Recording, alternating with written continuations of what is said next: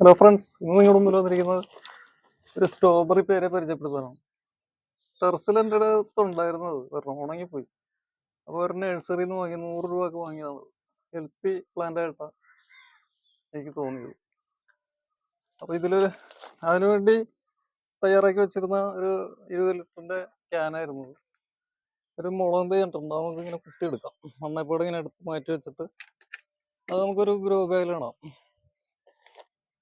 ഇത് മറ്റുള്ള വീഡിയോയിൽ പറഞ്ഞിരിക്കുന്ന പോലെ ഇതിൻ്റെ കവറ് നഷ്ടപ്പെടാതെ നമുക്ക് നീക്കം ചെയ്ത് ഇതിൽ ഓൾറെഡി വളമൊക്കെ ചെയ്തിട്ടുണ്ട്. എല്ലുപൊടി, ചാണകപ്പൊടി, വേപ്പിൻ എല്ലാം കുറച്ചിട്ട് കൊടുക്കാം. ആദ്യം 3 ഹോളിട്ടതിന് ശേഷം കുറച്ച് കല്ലും നിരത്തി അതിൻ്റെ പുറത്ത് മണ്ണ് നിരത്തി അതിൻ്റെ മേലിൽ വേണം മധ്യത്തിലായിട്ട് വേണം വളം അപ്ലൈ ചെയ്യാൻ.